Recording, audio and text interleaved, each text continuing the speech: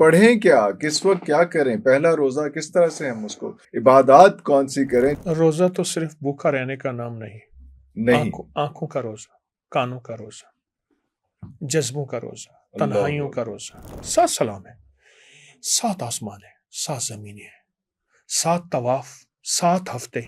حضرت جی رمضان کا دوسرا روزہ، جو بندہ ہر وضو کے بعد سورۃ قدر پڑھے گا اس کی اینکیں ٹوٹ جاتی ہیں۔ جو یہ کرے، جب بندہ وضو کرتا ہے 4 فرشتے نور کی چادر اس کے اوپر تان لیتے ہیں۔ اللہ اکثر غریب بندہ نعمتوں کی قدردانی نہیں کرے گا۔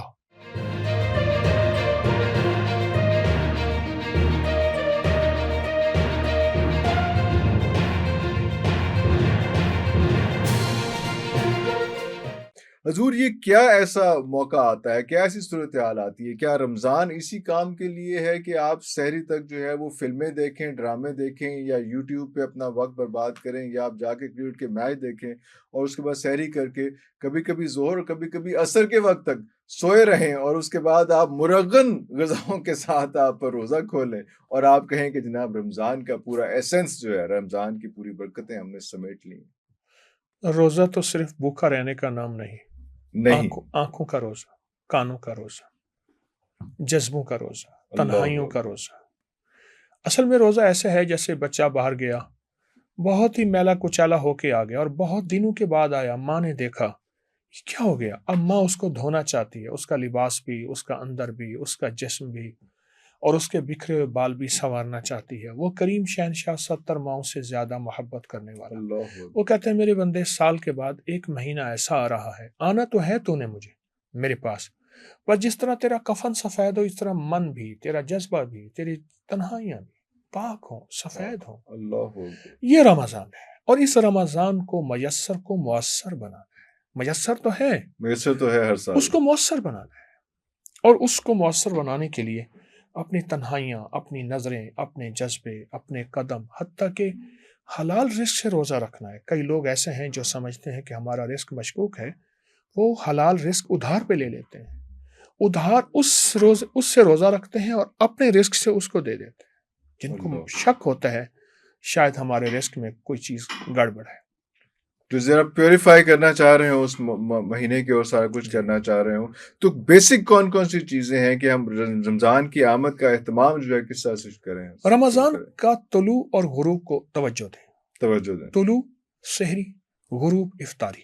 اللہ اور طلوع غروب کے ساتھ جیسے سورج میں ایک وقت آتا ہے جو عین نصف النہار پہ سورج ہوتا ہے، اپنی پوری طاقت اور چوٹی پہ سورج ہوتا ہے، وہ وقت ہے، وہ وقت جس میں ہم اپنی تنہائیوں کو، اپنی نظروں کو، اپنے جذبوں کو، اپنے حروف کو، اپنے رزق کو پاک کرنے کی محنت کریں۔ میں لفظ محنت کہہ رہا ہوں، یہ محنت کرنی پڑے گی، کیونکہ شیطان کو زنجیریں ڈال دی جاتی ہیں، نفس ہمارے ساتھ ہے۔ ارے یہ اندر کا جو نفس ہے نا، یہ تدبیریں سجائے گا، پھر یہ اندر کا نفس ہمارا پرانا ہے اور ہمیں بہت ورگلائے گا ورگلائے گا کہ رمضان کے اگر آگے ہے تو میں اس کا رمضان نہ ہو، بظاہر روزے سے، ارے بظاہر رمضان میں اس کا پل پل میں ضائع کروں۔ مطلب وہ شیطان تو جکڑا ہوا ہے، لیکن نفس جو ہے وہ تو آپ کو بار بار بار بار ورگلائے گا، اور وہ تو پھر شیطان تو پھر فرق کیا ہوا؟ تو پھر نفس نے تو آپ کو خوار کر دیا، نہیں، اسی نفس کے لیے تو روزہ ہے، اس نفس کے لیے روزہ، اسی نفس کے لیے شیطان کو تو جکڑ لیا، نفس کو کنٹرول کرنے کے لیے اسی نفس کی مشق کرانی ہے۔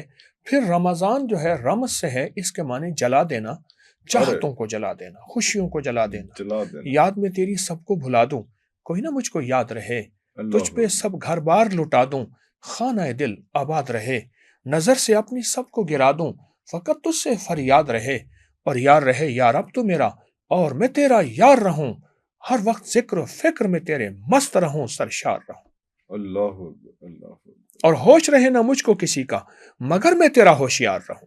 اللہ یہ رمضان ہے، یہ رمضان ہے، تو اس کی تیاریاں کرنی اور یہ سارا کچھ کرنا، بالکل ٹھیک ہو گیا۔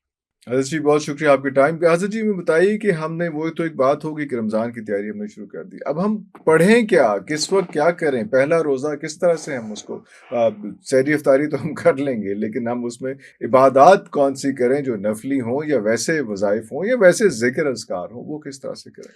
کچھ چیزیں ایسی ہیں جو اپنے لیے طے کر لیں کہ میں نے یہ کرنی ہے، اور اپنے من کو، اپنے نفس کو، اپنی چاہتوں کو توڑ کے کہنے نہیں یہ میں نے کرنا ہے۔ قرآن پاک میں 7 سلام کا تذکرہ ہے۔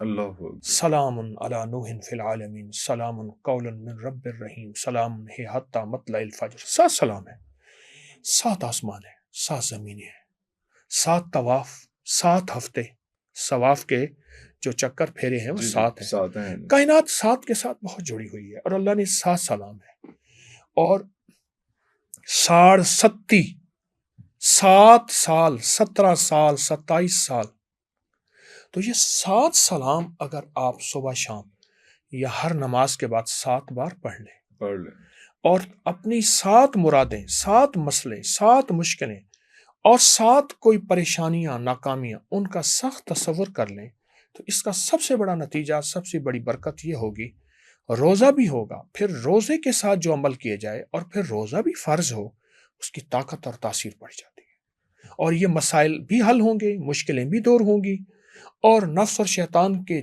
چنگل سے بھی بچے رہیں گے، اور ہماری زندگی میں سکون بھی آئے گا۔ تو یہ 7 سلام جو ہیں یہ آپ نے بتایا کہ یہ ہر نماز کے بعد 7 دفعہ پڑھ لیا جائے، اس یا میں صبح شام 7 بار پڑھ لیں، صبح شام 7 دفعہ پڑھ لیں، 7 آسمانوں اور 7 زمینی کی برکات کا تصور کریں، اور اس کے اندر بہت طاقت ہے، بہت قوت ہے، بلکہ محدثین نے صدیوں پہلے یہاں تک لکھا ہے کہ جہاں آپ کو پتہ ہو کہ اب یہ چیز میرے نقصان میں جائے گی اور میں یہاں برباد ہو جاؤں گا، وہ کچھ بھی ہو، نافرمانی ہے، اولاد کی، جادو جنات ہیں، یا اپنے تقوی کے اوپر شک ہے کہ یا اللہ میں پھسل نہ جاؤں، کہیں بھی کوئی چیز پریشانی ہے، سو 7 سلام کو اپنے ارد گرد ایسے حصار میں لے لیں، اپنے ارد گرد گھیرا دے دیں، اپنے ارد گرد اس کو لپیٹ لیں۔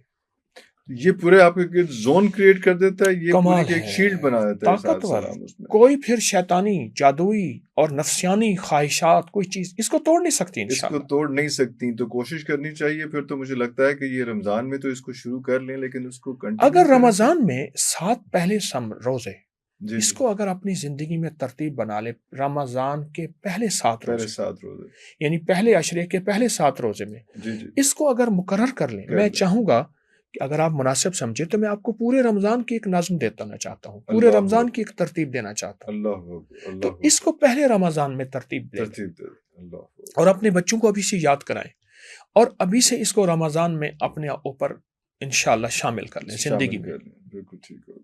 حضرت جی، رمضان کا دوسرا روزہ یہاں تک ہم پہنچ چکے ہوئے ہیں، تو دوسرے روزے میں کون سی ایسی چیز ہوگی جو ہمیں زیادہ برکت، زیادہ فوکس جو ہے وہ کرنے کے لیے ہمیں موقع ملے گا؟ میرا ایک مشورہ یہ ہے کہ سورۃ قدر، انا انزلناہ فی لیلۃ القدر، سورۃ قدر اگر بسم اللہ کے ساتھ جو بندہ ہر وضو کے بعد سورۃ قدر پڑھے گا، اس کی نظر تیز ہوگی، اس کا حافظہ تیز ہوگا، اس کے چہرے پہ نور اور رونق ہوگا، چہرے کے دانے محاسے کیل ختم ہوں گے، اس کی عینکیں ٹوٹ جاتی ہیں جو یہ کرے۔ اور اس کے علاوہ فرمایا جب بندہ وضو کرتا ہے 4 فرشتے نور کی چادر اس کے اوپر تان لیتے ہیں، اللہ اگر کوئی لغو بات نہ کرے۔ اور جب بندہ یہ وضو کے بعد یہ سورت پڑھ لیتا ہے، اس چادر میں جو نور ہوتا ہے وہ اس کے دل میں، سینے میں، آنکھوں میں اللہ پلٹ دیتا ہے۔ اللہ اکبر، وہ نور کتنا ہوگا، کس قدر نور ہوگا، اور اللہ رمضان میں تو خاص طور پہ پھر وہ بھی ملٹی پلائی کر کے ہوگا۔ اللہ اپنی شان کے مطابق وہ نور دیتا ہے، اللہ کی شان کتنی ہم نہیں سمجھتے۔ اللہ اگر رمضان کی ان ساتوں میں دیکھیں، رمضان میں سب سے زیادہ وضو ہوتا ہے، جی بالکل، لیکن ایک احتیاط ہے کہ وضو کا پانی احتیاط سے خرچ کیا جائے۔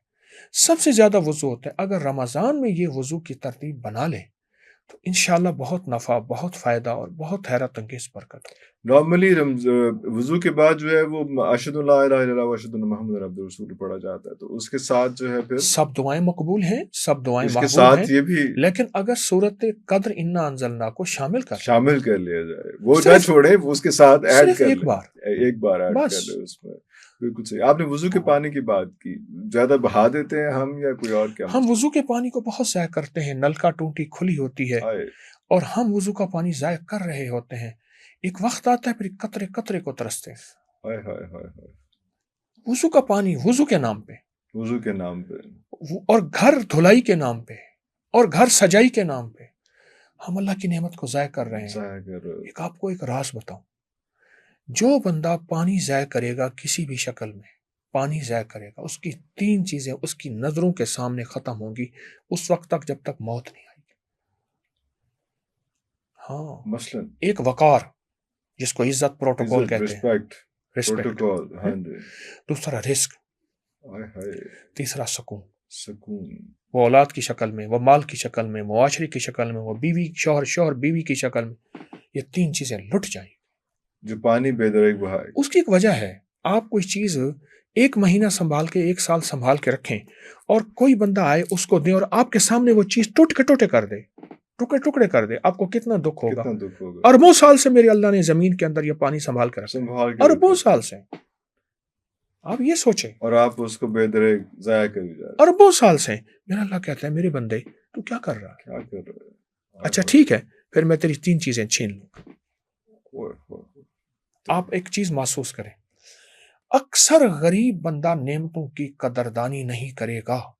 نہیں کرے گا، ہاں، امیر بھی ہیں، مالدار بھی ہیں، لیکن اکثر میں نے غریب دیکھا ہے۔ غریب دیکھے، اس کی ایک وجہ ہے، لگتا ہے اوپر سے فیصلہ اس کی تمنگری کا اور خوشحالی کا نہیں ہوا، ہائے ہائے، جب ہو جائے گا پھر اس کے من کے اندر نعمتوں کی قدردانی بڑھتی چلی جائے گی۔ بڑھتی چلی جائے گی۔ ایسے نہیں ہو پائے گا کہ وہ بے قدری کر رہا ہو اور اس کو اللہ تعالیٰ مزید آگے تک رزق دیتا رہے۔ رزق کی تو بہت کیٹیگریز ہیں، وہ سارا کچھ کرتا رہے اس میں۔ بہت شکریہ جی۔